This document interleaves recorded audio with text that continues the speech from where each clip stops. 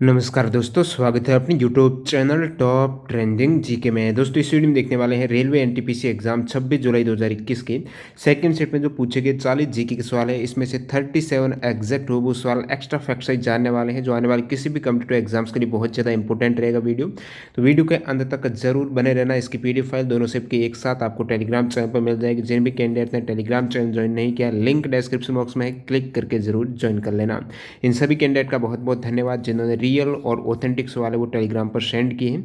ये सभी जो सेकंड शिफ्ट के सवाल जाने, उससे पहले मैं आपको बता दूं, आप किसी भी कम्पिटेटिव एग्जाम्स की तैयारी करते हो, अपनी तैयारी को परखने के लिए एग्जाम से पहले ही पता चल जाए ऑल इंडिया में आपकी क्या रैंक आ सकती है, कौन सा सेक्शन वीक है, उसके अकॉर्डिंग आप उसको बूस्ट कर पाए, कॉन्फिडेंस लेवल हो गया। इसके अतिरिक्त टाइम मैनेजमेंट बहुत बड़ी चीज़ हो जाती है एग्जाम में। तो टाइम मैनेजमेंट के लिए आपको मॉक टेस्ट लगाना बहुत ज़्यादा जरूरी है, और टेक्स्ट बुक आपके लिए बेहतरीन इसलिए है क्योंकि यहाँ पर आप अनलिमिटेड मॉक टेस्ट लगा सकते हो किसी भी एग्जाम्स के एक ही पास के अंतर्गत। इस पास में यदि आप TTG के कूपन कोड यूज़ करते हो TTG के, तो आपको एक्स्ट्रा 10% का और डिस्काउंट मिलने वाला है। जहाँ पर जैसे कि आप रेलवे की तैयारी कर रहे हो, साथ साथ आप SSC की तैयारी कर रहे हो, बैंकिंग कर रहे हो, डिफेंस की कर रहे हो, या फिर अगर कोई भी स्टेट लेवल गवर्नमेंट एग्जाम की तैयारी कर रहे हो, सभी एग्जाम्स के मॉक टेस्ट आप इस एक पास के अंतर्गत दे सकते हो, और TTG के कोड से आपको एक्स्ट्रा डिस्काउंट मिल जाएगा।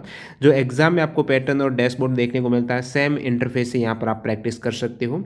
तो इस अपॉर्चुनिटी का लाभ उठाने के लिए लिंक डिस्क्रिप्शन बॉक्स में है, ये टेस्ट सीरीज वहाँ से ज्वाइन कर सकते हैं। तो चलिए कंटिन्यू कर लेते हैं। इससे पहले फर्स्ट शिफ्ट का वीडियो आ चुका है, यदि आपने नहीं देखा तो जरूर देख लेना।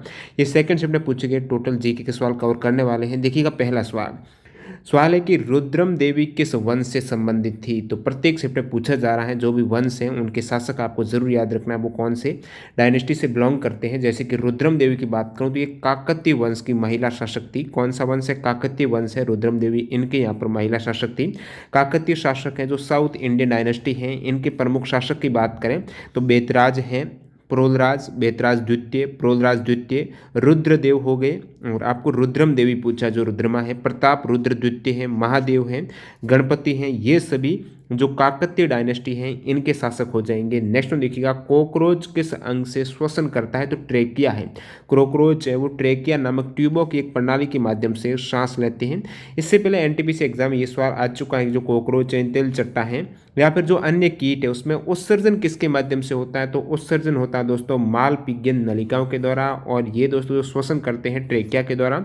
एक दोस्तों जो नेफ्रीडिया उत्सर्जन अंग होता है वो कैंचुए में पाया जाता है, ठीक है, और तिलचट्टा में पाया जाता है मालपिगियन नलिकाएं। अगला सवाल देखिएगा, सवाल है कि 31वां व्यास सम्मान 2020 है, ये प्रो शरद पगारे को किस रचना हेतु दिए गए हैं? ये सवाल भी रिपीट हुआ है। जो 46 टॉपिक वाली PDF फाइल है आपको टॉप ट्रेनिंग GK.in पर मिल जाएगी, वहाँ से उसको डाउनलोड कर सकते हो। काफ़ी सवाल जैसे कि ऊपर वाला सवाल है ना, ये भी पूछा हुआ तिलचट्टा वाला। तो ये सभी 46 इंपॉर्टेंट टॉपिक जो एनटीपीसी एग्जाम में पूछे गए हैं, इसकी PDF फाइल आप टॉप ट्रेनिंग GK.in वेबसाइट से डाउनलोड कर सकते हो। तो चलिए यहाँ पर जो अगला सवाल है, बाकी अपन ये बात कर रहे थे व्यास सम्मान की, तो मैंने अपडेट किया हुआ उस PDF फाइल में। जैसे कि 2019 का इससे पहले पूछा हुआ सवाल है, जब आपके ज्ञानपीठ पुरस्कार का सवाल आया था, उसमें मैंने ऐड किया है, वो आपको मिल जाएगी। तो व्यास सम्मान इजी सवाल है, सभी को पता होगा। जो 31वां व्यास सम्मान दिया गया है 2020 में, वो एक तो किसे दिया गया? सवाल में ऑलरेडी मेंशन था कि प्रो शरद पगारे को ये व्यास सम्मान दिया गया है। तो किस रचना हेतु दिया गया है, किस उपन्यास के लिए दिया गया है? तो उनका उपन्यास है पाटलिपुत्र की सम्राज्ञी, ठीक है। पाटलिपुत्र की सम्राज्ञी के लिए जो 31वां व्यास सम्मान है वो शरद पगारे को दिया गया है। व्यास सम्मान ये तो 2020 का है। 2019 का किसे दिया गया था? तो ये नशीरा शर्मा को दिया गया था। उनकी कौन सी रचना है? तो कागज की नाव हेतु नशीरा शर्मा को व्यास सम्मान 2019, और 2020 में शरद पगारे को पाटलिपुत्र की सम्राज्ञी हेतु दिया गया था।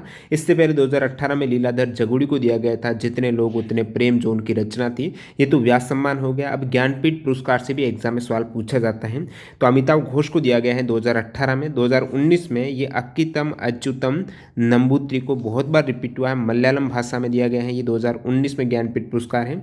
गांधी शांति प्राइज है 2020 किसे दिया गया? ये भी 46 टॉपिक पे मैंने अपडेट किया था। इससे पहले आपकी इंदिरा गांधी पूछा था, तो मैंने गांधी का आपको बताया था, ठीक है। तो गांधी शांति पुरस्कार 2020 है, तो शेख मुजीबिर रहमान को दिया गया है, और ये बांग्लादेश से हैं, आपको पता ही होगा, शेख मुजीबर रहमान। इनको गांधी शांति पुरस्कार अलग है, जो महात्मा गांधी के लिए दिया जाता है। इंदिरा गांधी शांति पुरस्कार है, ये दोनों ही अलग अलग हैं। देखिए 2018 में गांधी शांति पुरस्कार है योहेई सशकावा, बहुत बार एग्जाम आया था, जापान से हैं, इनको दिया गया था। 2019 में कुबूस बिन सैद अल सैद सैद को दिया गया था, ये ओमान से थे। तो 18-19 का हो गया। 20 का आपको पूछा था शेख मुजबिर रहमान को मिला है। इंदिरा गांधी शांति पुरस्कार की बात करूं तो 2018 में ये centre for science and environment को दिया गया था। 2019 में सर डेविड एटनबर्ग को और 17 में मनमोहन सिंह को दिया गया था इंदिरा गांधी शांति पुरस्कार है। आपको ये शेख रहमान का याद रखना 2020 में मिला है। कौन सा मौलिक कर्तव्य नहीं है, ये भी एनटीपीसी में पूछा हुआ सवाल है, इजी सवाल रहेगा यदि आपको पता होगा कौन सा है।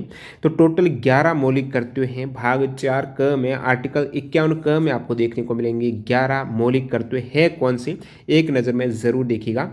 तो बात करूं प्रत्येक नागरिक का ये कर्तव्य होगा, ये जो मौलिक कर्तव्य है कि प्रत्येक नागरिक का कर्तव्य होगा कि वह संविधान का पालन करे और उसके आदर्श और संस्थाओं हो गई, राष्ट्रीय ध्वज है, राष्ट्रीय गान है, इन सभी का आदर करे। तो ये भी अपना एक मौलिक कर्तव्य है। फिर मैं बात करूं स्वतंत्रता के लिए हमारे जो राष्ट्रीय आंदोलन को प्रेरित करने वाले उच्च आदर्श हैं उनको अपने हृदय में संजोए रखें और उनका भी पालन करें, ये 2 हो गया। भारत की प्रभुता, एकता और अखंडता की रक्षा करें और उसे अक्षुण्ण रखें, एकता, प्रभुता और अखंडता वाला, ये 3रा। देश की रक्षा करें, ये भी अलग से है 4था। फिर मैं बात करूं भारत के सभी लोगों में समरसता और सम्मान, भ्रातृत्व की भावना का निर्माण करें, समरसता और भ्रातृत्व हो जाएगा आपके, ये 5वां। ठीक है। फिर है हमारी सामाजिक संस्कृति की गौरवशाली परंपरा का महत्व समझे और उसका निर्माण करें, सामाजिक संस्कृति का हो जाएगा। नेक्स्ट है प्राकृतिक पर्यावरण की रक्षा और उसका संवर्धन, तो पर्यावरण से भी यहाँ पर मौलिक कर्तव्यों में ऐड है ये। वैज्ञानिक दृष्टिकोण और ज्ञानार्जन की भावना का विकास करें, तो वैज्ञानिक दृष्टिकोण भी इसमें। सार्वजनिक संपत्ति को सुरक्षित रखें, ये भी हो जाएगा। व्यक्तिगत एवं सामूहिक गतिविधियों के सभी क्षेत्रों में उत्कर्ष की ओर बढ़ने का सतत प्रयास करें। इस प्रकार ऑप्शन देकर कंफ्यूज किया जा सकता है, तो ये भी याद रखना है कि इंक्लूड है अपने मौलिक कर्तव्यों में व्यक्तिगत एवं सामूहिक गतिविधियों के सभी क्षेत्रों में उत्कर्ष की ओर बढ़ने का सतत प्रयास करना चाहिए, ये इंक्लूड है, जरूर याद रखिएगा। फिर है माता पिता या संरक्षक के द्वारा 6 से 14 वर्ष के बच्चों हेतु प्राथमिक शिक्षा प्रदान करना, ये भी टोटल 11 मौलिक कर्तव्य हो गए। संविधान के 42वें संशोधन में 1976 में हुआ था, इसी के द्वारा मौलिक कर्तव्यों को संविधान में ऐड किया गया है, जो रशिया के संविधान से लिए गए हैं। तो 42वें संशोधन 1976 में ये ऐड हुए हैं और ये सरदार स्वर्ण सिंह समिति के अनुशंसा पर इन्हें जोड़ा गया था। जो बाज हैं तो यहाँ पर पूछा गया है कि बाज की स्पीड कितनी होती है, तो ये इस प्रकार अलग अलग टाइप के हैं। शेकर फाल्कन बाज की बात करूँ तो ये पक्षी हैं, बाज जो पक्षी होता है इनकी मैक्सिमम स्पीड जा सकती है 320 किलोमीटर प्रति घंटा से अधिक गति से उड़ सकते हैं। और इसमें भी सबसे जो फर्स्ट उड़ने वाला पक्षी है वो दोस्तों ये हो जाएगा पेरेग्रिन फाल्कन है, जिसकी सबसे अधिक स्पीड है 389 किलोमीटर पर ओवर है। बाज का आपको पूछा था ऑप्शन ये 320 मैक्सिमम उसमें दे रखा था, वही करेक्ट होगा। दिसंबर 2020 में नेपाल और चीन ने मिलकर दुनिया की सबसे ऊंची चोटी जिसका नाम माउंट एवरेस्ट है, तो माउंट एवरेस्ट की जो नई ऊंचाई का निर्धारण किया है नेपाल और चाइना ने, दोनों ने मिलकर, ये ऊंचाई कितने फीट है, तो यहाँ पर फिट में पूछा है। तो आप याद रखिएगा, यदि आपको थोड़ा सा 8,848 बाकी ऑप्शन क्या थे, यदि बहुत नज़दीक थे तो स्टूडेंट जरूर कन्फ्यूज हुए होंगे। तो ये 8,848.86 मीटर हैं। 1 मीटर में 3.28 फुट होते हैं फिट, जो आप यदि मल्टीप्लाई करेंगे इसको तो 29,031.7 फीट ये हो जाएगी इसकी हाइट, किसकी, माउंट एवरेस्ट की। बोडो, डोगरी, मैथिली और संताली को किस संविधान संशोधन के द्वारा संविधान की 8वीं अनुसूची में जोड़ा गया है, तो ये सवाल आपके मैं बता चुका हूँ। इससे पहले जो एनटीपीसी में आपके पूछा गया था 24 जुलाई को, जिसमें था कि कौन सी भाषा है वो आपकी 8वीं अनुसूची में है, इस प्रकार से था। तो मैंने ये सारे बताए थे कि कब कौन सी भाषा ऐड हुई। आज यहाँ पर पूछे रहे जो 4 भाषाएं ऐड हुई ना, बोडो, डोगरी, मैथिली, संताली, ये हुई है दोस्तों 92वें संवैधानिक संशोधन जो 2003 में हुआ था। 92nd जो कॉन्स्टिट्यूशन अमेंडमेंट हुआ 2003 में, इसमें बोडो, डोगरी, मैथिली, संताली जोड़ी गई है। देखिए भाषा याद जरूर रखना, एग्जाम में सवाल इस प्रकार घुमा के पूछा जा सकता है कि निम्नलिखित में से कौन सी भाषा 92nd संवैधानिक संशोधन 2003 में नहीं जोड़ी गई। 3 दे देगा, एक दूसरी भाषा दे देगा। तो बोडो, डोगरी, मैथिली, संताली तो जोड़ी गई है। शुरुआत में 14 भाषा थी संविधान में जो शामिल थी भाषाएं, वो 14 थी। बाद में ये सभी ऐड हुई है, टोटल 22 हुई है अब। तो इसके बाद जैसे ही 14 भाषा के जस्ट बाद जो 15वीं भाषा आप कह सकते हो वो सिंधी थी, जो 1967 में 21वें संवैधानिक संशोधन के तहत सिंधी को ऐड किया गया था 1967 में। उसके बाद कोंकणी, मणिपुरी जैसे मैती बोलते हैं, साथ ही साथ नेपाली। तो कोंकणी, मणिपुरी और नेपाली को 1992 में 71वें संवैधानिक संशोधन के द्वारा ये ऐड किया गया है इन 3 भाषाओं को। और फिर मैं बात करूं यहाँ पर बोडो, डोगरी, मैथिली, संथाली जो आपको पूछ रखा है, ये 4 भाषाएं 2003 में ऐड हुई। इस प्रकार टोटल भाषाएं बन गई 22। एग्जाम में सवाल आ जाता है बहुत बार कौन सी भाषा नहीं है, तो ये सभी 22 भाषा आप देख लीजिएगा। अब नेक्स्ट सवाल है कि कौन सी 2 नदियाँ अरब सागर में गिरती है। तो अरब सागर में गिरने वाली सारी नदियाँ मैं आपको बता देता हूँ जो अरब सागर में गिरती हैं। तो ये नदियाँ हैं आपके लूनी, साबरमती, माही, नर्मदा, गंगावेली, पेरियार, भरतपूजा, ताप्ती, मांडवी, जुआरी, शरावती, जाखम, जोआई। और जो खंबात की खाड़ी में भी ये भी हो जाती है, साबरमती, माही, नर्मदा, ताप्ती, ये सभी कह सकते हो अरब सागर में गिरती हैं। बाकी खंबात की खाड़ी अलग से पूछ ले आपको, तो ये समानता याद रखना है, साबरमती, माही, नर्मदा और ताप्ती। अगला सवाल, अंतर्राष्ट्रीय क्रिकेट में 10,000 रन का माइलस्टोन पार करने वाले देश के, यानी भारत की पहली या फिर विश्व की दूसरी महिला क्रिकेटर कौन बनी है। मिताली राज हैं जिन्होंने अंतर्राष्ट्रीय क्रिकेट में 10,000 रन बना के विश्व की सेकेंड महिला क्रिकेटर बनी। तो आप कहेंगे प्रथम कौन है विश्व में, तो इंग्लैंड की पूर्व कप्तान शार्लोट एडवर्ड्स हैं। ये महिला अंतर्राष्ट्रीय क्रिकेट में 10,000 रन बनाने वाली पहली खिलाड़ी थी। नेक्स्ट में देखिएगा, किसने अलाई दरवाजा और सिरी के किले का निर्माण करवाया है। तो अलाउद्दीन खिलजी ने सिरी के किले का निर्माण कराया था। इसमें सिरी का ही पूछा था, अलाई दरवाजा भी याद रखिएगा, बाकी सिरी का किला है ये अलाउद्दीन खिलजी ने बनाया था। एजेंडा 2030 में 17 सतत विकास लक्ष्य हैं, ये भी बता चुका हूँ, एनटीपीसी में रिपीटेड है। और जो 17 सतत विकास लक्ष्य हैं, सस्टेनेबल डेवलपमेंट गोल हैं, जो 2030 तक का टारगेट रखा गया है इनको पूरा करने का। तो इसमें कौन सा नहीं है, 17 में से कौन सा गोल नहीं है। तो 17 जो आप देख लीजिएगा गोल, बाकी ये जो 17 लक्ष्य हैं इसमें 169 उपलक्ष्य भी हैं, जो 2015 में ये घोषणा हुई थी सितंबर 2015 में, और 16 से 30 तक इसको हासिल करने का ये लक्ष्य है। तो ये 17 है कौन से, ये देख लीजिएगा। नो पॉवर्टी है, गरीबी नहीं। जीरो हंगर है, भूखमरी को भी पूरा नष्ट करना है। गुड हेल्थ, अपना स्वास्थ्य अच्छा है, वेलबींग हो जाएगा। क्वालिटी एजुकेशन है, तो स्वास्थ्य हो जाएगा। शिक्षा है, गरीबी है, इन सभी भूखमरी को हटाना। जेंडर इक्वलिटी है, तो लैंगिक समानता हो गया। क्लीन वाटर हो जाएगा, ठीक है। इसके अलावा एफोर्डेबल एंड क्लीन वाटर है और क्लीन एनर्जी भी है। ओके, बात करूं मैं डिसेंट वर्क और इकोनॉमिक ग्रोथ भी इसमें इंक्लूड है। इंडस्ट्री, इनोवेशन और इंफ्रास्ट्रक्चर भी इसमें याद रखिएगा। रिड्यूस इन इक्वलिटी भी हो जाएगा, जेंडर इक्वलिटी भी है, और इन इक्वलिटी को कम करना ये भी इसमें सम्मिलित है। और इसके अलावा सस्टेनेबल सिटीज़ एंड कम्युनिटीज़ भी इसमें है। रेस्पॉन्सिबल कंजप्शन एंड प्रोडक्शन ये भी है। क्लाइमेट एक्शन है, ठीक है। लाइफ बिलो वाटर हो जाएगा। लाइफ ऑन लैंड है। Peace and justice, strong institutions हो जाएगा। फिर partnership to achieve the goal है, ये भी याद रखिएगा, पार्टनरशिप वाला भी है। तो टोटल 17 ये आप गोल देख लीजिएगा। 1937 से पहले आरबीआई ऑफिस बिल्डिंग का नाम क्या था, ठीक है, काफ़ी इंपॉर्टेंट सवाल पूछा गया है। तो 1937 से पहले अलग सवाल है कि आरबीआई ऑफिस बिल्डिंग का नाम था दोस्तों करेंसी बिल्डिंग, ये कोलकाता में थी। अभी आरबीआई का जो हेडक्वार्टर कह सकते हो 1937 के बाद वो मुंबई में है। ये करेंसी जो बिल्डिंग है ये सबसे पहले 1833 में बनाई गई थी, और ये दोस्तों कलकत्ता ब्रांच जो आगरा बैंक है उसका यहाँ पर हेडक्वार्टर था। और फिर यहाँ पर रिजर्व बैंक है, इन्होंने अपनी जर्नी स्टार्ट की थी कलकत्ता में 1935 में हेरिटेज बिल्डिंग में, ठीक है। तो यही हो जाएगी करेंसी बिल्डिंग। अगला सवाल देखिएगा, 9वें अंतर्राष्ट्रीय बौद्धिक संपदा सूचकांक 2021 में भारत की रैंक क्या रही है। तो बौद्धिक संपदा सूचकांक 2021 में जो 9th एडिशन है इसमें इंडिया की रैंक, वैसे इससे पहले वाले संस्करण में भी 40वीं थी, अभी भी भारत की रैंक 40वीं है। टोटल 53 वैश्विक अर्थव्यवस्था यानी 53 देशों में से भारत की रैंक यहाँ पर अंतर्राष्ट्रीय बौद्धिक संपदा सूचकांक में आई है दोस्तों, 40वीं रैंक याद रखिएगा। आपको एग्जाम में पूछ ले कि अंतर्राष्ट्रीय बौद्धिक संपदा सूचकांक जारी कौन करता, तो आप कहेंगे US chamber of commerce global innovation policy centre है, इसके द्वारा इसे प्रतिवर्ष जारी किया जाता है। 2021 में इसका जो शीर्षक है वो है रिकवरी थ्रू इंजेनिटी, ठीक है। और संयुक्त राज्य अमेरिका इसमें टॉप किया है, साथ ही साथ जापान और यूरोप भी हैं यहाँ पर शीर्ष स्थान पर। विश्व बौद्धिक जो संपदा संगठन है इसका हेडक्वार्टर एग्जाम में पूछा हुआ है एनटीपीसी में। विश्व बौद्धिक संपदा संगठन का मुख्यालय याद रखिएगा जेनेवा स्विट्जरलैंड में, इसका हेडक्वार्टर स्थापना हुई थी 1967 में। इंडिया की रैंक 2021-20 में 40वीं याद रखिएगा। 1857 की क्रांति का तात्कालिक कारण रिपीट हुआ सवाल दोस्तों, तात्कालिक कारण है वो चर्बी वाला हो जाएगा। तो जो 1857 की क्रांति, इसकी शुरुआत 29 मई को मंगल पांडे की बगावत से शुरू हुई थी। बगावत क्यों हुई? उस समय ब्रिटेन में जो एनफील्ड राइफल है वो आविष्कार हुआ था और इन राइफलों के कारतूस को गाय एवं सुअर की चर्बी के द्वारा चिकना बनाया जाता था कारतूस को, और सैनिकों को मुंह से इसकी टोपी काटना पड़ता था। तो इसके बाद ये कारतूस राइफल में डाले जाते थे और इसका विरोध किया मंगल पांडे ने, और विरोध स्वरूप क्या किया इन्होंने कि रेजिमेंट के अफसर लेफ्टिनेंट बाग पर हमला करके उसे घायल कर दिया था। वहीं से एक तरीके से उस समय का तात्कालिक कारण रहा है 1857 की क्रांति की शुरुआत का। और जो ये क्रांति है 1857 की, इससे भारतीय स्वतंत्रता संग्राम और भारतीय विद्रोह के नाम से भी जाना जाता है।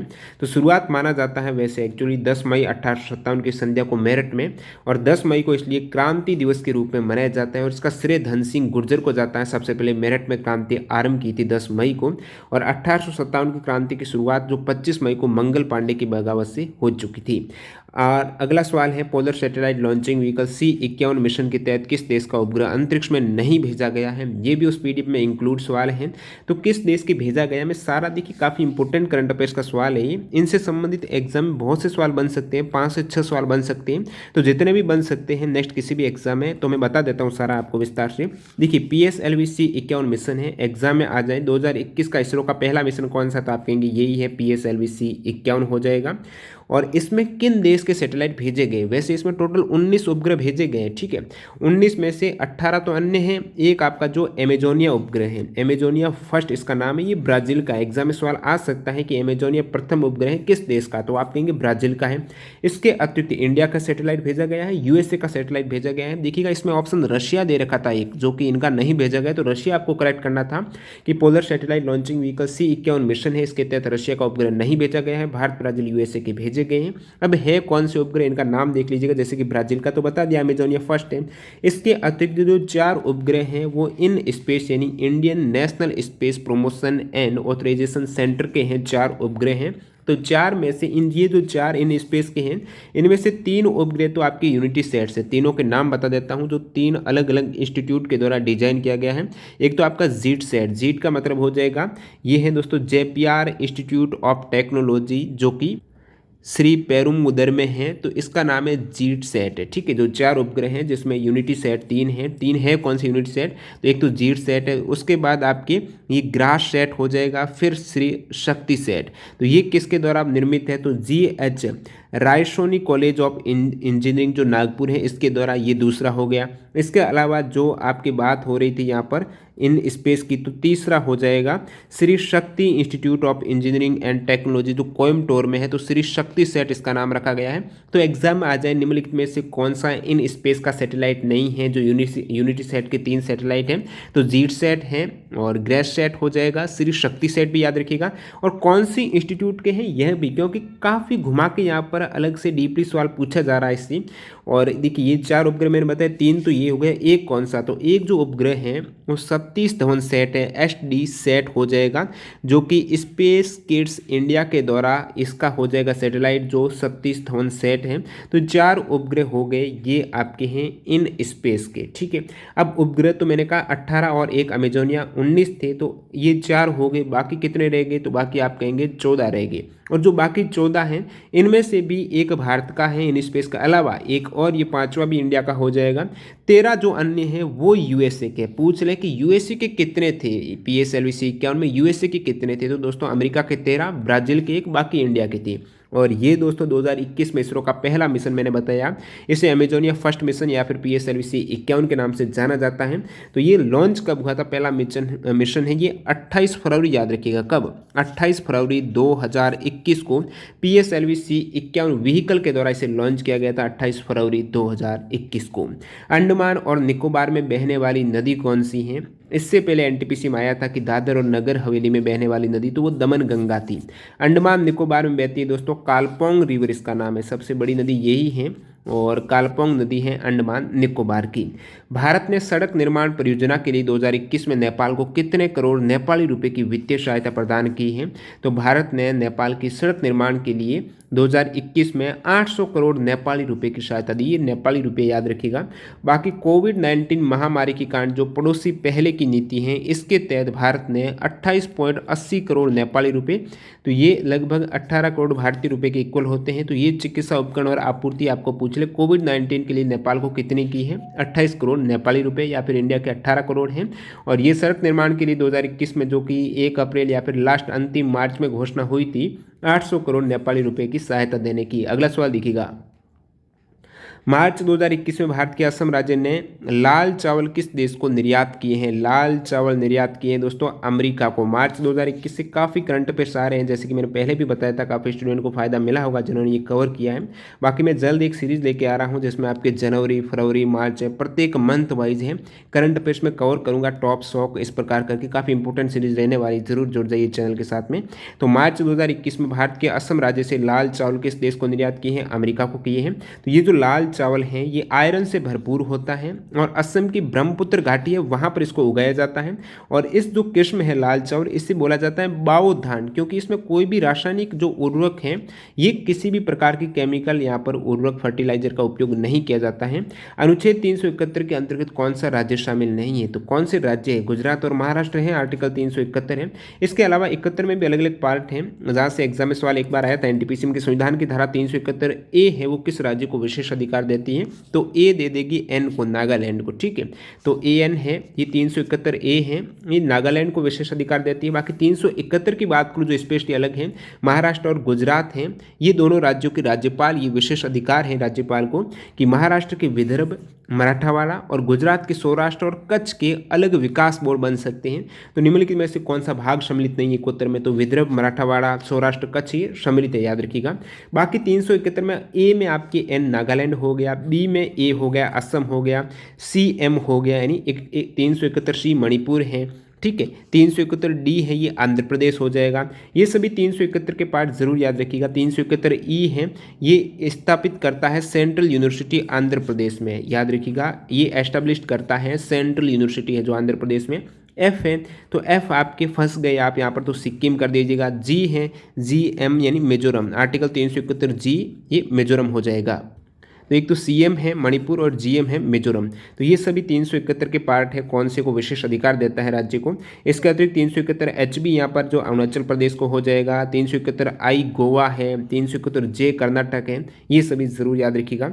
कोविड-19 महामारी के कारण जो नागरिकों को विभिन्न प्रकार की सहायता उपलब्ध कराने के लिए 30 दिसंबर 2020 को डिजिटल इंडिया अवार्ड 2020 से किस राज्य को सम्मानित किया गया है? तो डिजिटल इंडिया अवार्ड 2020 मिला है कोविड-19 के लिए। जो नागरिक हैं इनको विभिन्न प्रकार की सहायता उपलब्ध कराने के लिए यहाँ पर टॉप कर गया है दोस्तों बिहार राज्य ने बाजी मारी है, जिनको डिजिटल इंडिया अवार्ड 2020 से रामनाथ कोविंद जी ने 30 दिसंबर 2020 को सम्मानित किया था। अगला सवाल, कैल्शियम कार्बोनेट को गर्म करने पर क्या बनता है? रिएक्शन है ये CaO, आपके बुझा हुआ चूना और कार्बन डाइऑक्साइड का निर्माण हो जाता है। तो ये आपके कैल्शियम ऑक्साइड, जिसे आप बोलते हो बिना बुझा हुआ चूना, ठीक है, बिना बुझा हुआ चूना और कार्बन डाइऑक्साइड गैस है। ये रिएक्शन दोस्तों तापीय अपघटन बोला जाता है, इसे थर्मल डिकम्पोजिशन रिएक्शन बनती है। इस टाइप से इसको गर्म करेंगे आप, जो ये आपकी चूना है कैल्शियम कार्बोनेट है, तो इसको गर्म करने पर कैल्शियम ऑक्साइड और कार्बन डाइऑक्साइड बनता है। नेक्स्ट सवाल की ओर मूव करते हैं। दिन और रात बराबर होते हैं उस समय को क्या कहते हैं? ये भी रिपीट हुआ आ चुका है इससे पहले एनटीपीसी में दोस्तों। इक्विनॉक्स बोला जाता है, हिंदी में बोले तो ये विषुव हो जाएगा। ये स्थिति कब आती है? 21 मार्च और 23 सितंबर को दिन और रात बराबर हो जाते हैं। ये इस केस में होता है क्या कि पृथ्वी का झुकाव है न सूर्य की ओर होता है और न ही सूर्य से दूसरी ओर, बल्कि बीचों बीच पृथ्वी का झुकाव रहता है। इस स्थिति को विषुव बोलते हैं। ये दोनों ही डेट्स जो 21 मार्च और 23 सितंबर याद रखिएगा, इन पर दिन और रात की लंबाई लगभग इक्वल होती हैं। वर्ष में 2 बार ऐसा होता है। और अगले सवाल की ओर बढ़ते हैं। यहाँ पर जलियांवाला बाग हत्याकांड के समय भारत का वायसराय, ये भी कवर कर चुका हूँ मैं, एनटीपीसी एग्जाम में आ चुका है। लॉर्ड चैम्सफोर्ड, जो अमृतसर में हुआ था जलियांवाला बाग हत्याकांड, उस समय वायसराय लॉर्ड चैम्सफोर्ड थे और इसमें जनरल डायर ने आदेश पर ये गोलियां चलाई थी 13 अप्रैल 2019 को हुआ था अमृतसर पंजाब में। अगला सवाल 67वें नेशनल फिल्म अवार्ड में प्रत्येक सेट में सवाल आ रहा है, अलग अलग कैटेगरी से पूछा जा रहा है। इसमें बेस्ट फीचर फिल्म का अवार्ड मैंने बहुत बार बताया है चिल्लाकर कि ये से यहाँ से सवाल बनेंगे, जो मराकर हैं ये बता चुका हूँ। बेस्ट फीचर फिल्म है जो मलयालम फिल्म है, और सवाल में मेंशन था किस मलयालम फिल्म को दिया गया है 67वां नेशनल अवार्ड, जो अभी 2021 में मिले हैं मार्च में। ये जो सेंसर हुई है ना फिल्म 2019 वाली, दिसंबर 2019 तक 1 जनवरी से, उनको अवार्ड है, कोविड-19 के कारण है, डिले हुआ तो 2021 में मिला है। बेस्ट फीचर फिल्म है ये मराकर, लायन ऑफ द अरेबियन सी को दिया गया है। इसके नीचे आप देख रहे हो इससे पहले का जो संस्करण 66वां नेशनल अवार्ड मिला था बेस्ट फीचर फिल्म का, वो हेलारो को दिया गया था। बाकी आप देख सकते हो best non feature film an engineer dream है। Best direction in feature film में संजय पूरन सिंह चौहान है। कौन सी फिल्म है तो 72 हुरिन हो जाएगी। इसके अतिरिक्त best director non feature film में अलग अलग कैटेगरी में सुधांशु हो जाएगा। बेस्ट फिल्म फ्रेंडली स्टेट कहेंगे तो आप सिक्किम है। बेस्ट एक्टर जो पूछा जा चुका है मनोज वाजपेयी और धनुष है, ये भी आ चुका। बेस्ट एक्ट्रेस है कंगना रनौत को दिया गया है। बेस्ट सपोर्टिंग एक्टर हैं विजय सेतुपति हैं। सपोर्टिंग एक्ट्रेस पल्लवी जोशी हो जाएगी, ठीक है। Best feature film in Hindi Chhichhore, याद रखिएगा feature film in Hindi. Best film on environment conservation है, वाटर वाली है। Best film on other social issues में आपकी आनंदी गोपाल हैं। Best feature film on national integration Taj Mahal, याद रखिएगा। बेस्ट चिल्ड्रन फिल्म है वो कस्तूरी है। और इसके अतिरिक्त आप देख सकते हो ये सारी इंपॉर्टेंट कैटेगरी हैं, और इसमें आपकी ये मोस्ट अवार्ड मिला है, ये मराकर को ही मिला है। और इस जो नेशनल फिल्म अवार्ड है इसमें दादा साहेब फाल्के अवार्ड भी दिया जाता है, जो अब की बार दिया गया है वो रजनीकांत को दिया गया है। अगला सवाल कौन सी कंप्यूटर प्रोग्रामिंग भाषा है, कौन सी है तो स्क्रैच है ये दोस्तों, हाई लेवल प्रोग्रामिंग भाषा आप देख सकते हो। यूनिक्स है, बोस है, ये ऑपरेटिंग सिस्टम है। बोस का मतलब क्या हो जाता है, भारत ऑपरेटिंग सिस्टम सॉल्यूशन है, तो ये इंडियन ऑपरेटिंग सिस्टम है दोस्तों बोस, जो कि लिनक्स और GNU है इस पर आधारित है। सीडेक है, इनके द्वारा ये डेवलप किया गया है। बोस ये ऑपरेटिंग सिस्टम, याद रखिएगा भारत ऑपरेटिंग सिस्टम सॉल्यूशन है। यूनिक्स भी ऑपरेटिंग सिस्टम है। बाकी जो प्रोग्रामिंग भाषा है वो स्क्रैच हो जाएगी, हाई लेवल ये लैंग्वेज है। और फिर मैं बात करूं लो लेवल लैंग्वेज है, जो कंप्यूटर की भाषाएं लो लेवल लैंग्वेज रहती हैं। इसमें आपकी असेंबली लैंग्वेज है, मशीनी भाषा है, और अपनी जो भाषा लिखते हैं वही हाई लेवल है ना। C++, COBOL, Fortran, JavaScript, Objective C, Pascal, Perl, PHP, Python, Swift, ये वगैरह HLL यानी हाई लेवल लैंग्वेज है। कौन सा इनपुट डिवाइस नहीं है इनमें से, आपके इजी हो जाएगा। प्लॉटर एक तरीके से प्रिंटर ही होता है, तो प्रिंट करता है तो आउटपुट हो जाएगा। बाकी ये सभी keyboard, mouse, joystick, trackball, light pen, touch screen, digital camera, scanner, barcode reader, और ये सभी OMR, MICR, OCR, ये क्या है इनपुट डिवाइसेज हैं। अप्रैल 2020 में लॉन्च हुई किस योजना का उद्देश्य ग्रामीण क्षेत्रों में घरों के मालिक हैं उनको अधिकार संबंधी रिकॉर्ड से जो संपत्ति कार्ड उपलब्ध कराना। सेम सवाल रिपीट है, प्रधानमंत्री स्वामित्व योजना से ये सवाल पूछा गया था, जो कि पंचायती राज दिवस 24 अप्रैल 2020 के मौके पर मोदी जी ने इसको लॉन्च किया है। स्वामित्व योजना हो जाएगी, और इसका लक्ष्य है 2024 तक पूरे देश में ये योजना लागू हो जाएगी। दुनिया का सबसे ऊंचा पठार कौन सा है तो ये तिब्बत का पठार हो जाएगा, जिसे संसार की छत भी बोला जाता है। रूप ऑफ द वर्ल्ड पूछ ले, वो भी तिब्बत का पठार हो जाएगी। नेक्स्ट वन देखिएगा, मार्च 2021 में आयोजित जो LN 2021 है, जो कि संयुक्त अरब अमीरात में हुआ है। ये है दोस्तों विश्व निशानेबाजी पैरा स्पोर्ट विश्व कप में पुरुष के 10 metre air pistol SH1 event में गोल्ड मेडल किसने जीता है तो पुरुषों की 10 मीटर जो एयर पिस्टल वाली प्रतियोगिता है, ये बात हो रही है 2021 के विश्व निशानेबाजी पैरा स्पोर्ट विश्व कप की। तो इसमें गोल्ड मेडल इंडिया ने वैसे इस प्रतियोगिता में इवेंट में 2 गोल्ड मेडल जीते हैं। तो एक तो ये सिंगराज ने 10 मीटर एयर पिस्टल में जीता है। सेकेंड जो गोल्ड मेडल जीता है वो दोस्तों हो जाएगा, मैं बता देता हूँ नीचे, तो सेकेंडली यहाँ पर नाम हो जाएगा मनीष नरवाल हैं। इन्होंने 50 मीटर पिस्टल में गोल्ड जीता है और 10 मीटर में जीता है सिंहराज बोल सकते हो।